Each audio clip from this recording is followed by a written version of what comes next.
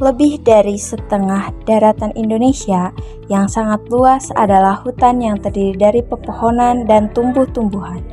Ini menjadikan Indonesia sebagai negara yang memiliki hutan terluas ketiga di dunia setelah Amazon dan Kongo.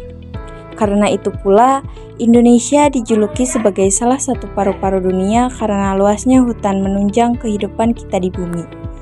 Hutan di Indonesia menyimpan beragam pohon besar dengan batang tebal yang digunakan untuk kayu bangunan, furnitur, dan keperluan industri lainnya.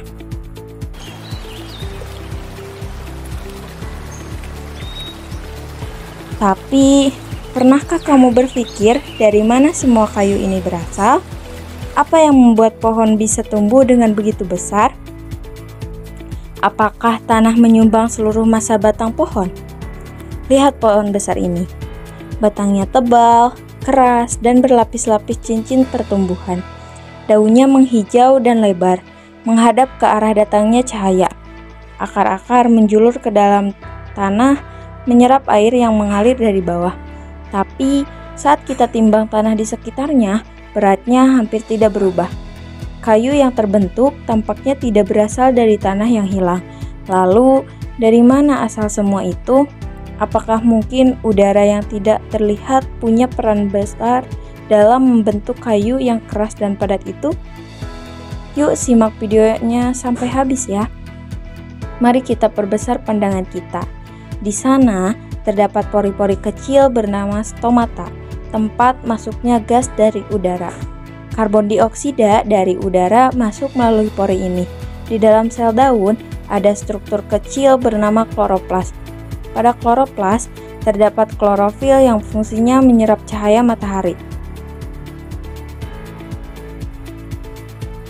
Matahari memancarkan cahaya dengan berbagai warna, mulai dari merah hingga ungu.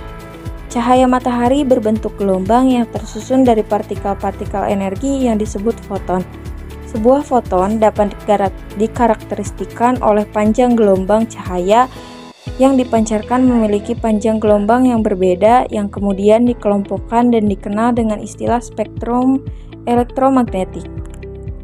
Pada prosesnya, fotosintesis hanya menggunakan sebagian cahaya dalam spektrum gelombang elektromagnetik, yaitu cahaya dengan panjang gelombang tertentu.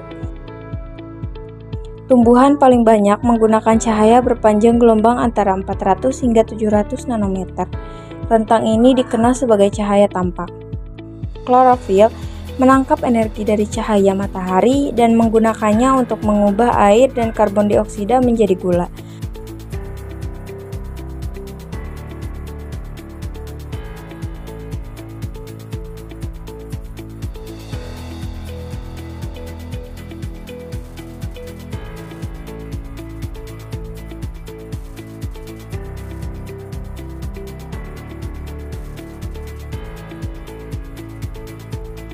Proses ini yang kita sebut sebagai fotosintesis, yang diambil dari kata foto yang artinya cahaya dan sintesis yang artinya pembentukan.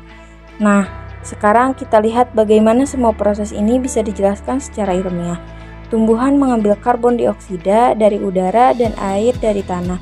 Dengan bantuan cahaya matahari, kedua zat ini diolah di dalam daun dan menghasilkan persamaan reaksi kimia sebagai berikut. Artinya, 6 molekul karbon dioksida ditambah 6 molekul air dan dengan energi dari cahaya matahari akan menghasilkan 1 molekul glukosa. Ini adalah gula sederhana yang jadi makanan tumbuhan dan 6 molekul oksigen. Tapi, tumbuhan tidak hanya memakai glukosa untuk energi. Mereka merangkainya menjadi zat padat seperti selulosa dan lignin yang menjadi bahan pembentuk batang dan kayu. Jadi, kayu yang keras itu sebenarnya bukan dari tanah, tapi dari udara, air, dan cahaya. Inilah cara tumbuhan membangun tubuhnya diam-diam tapi sangat luar biasa.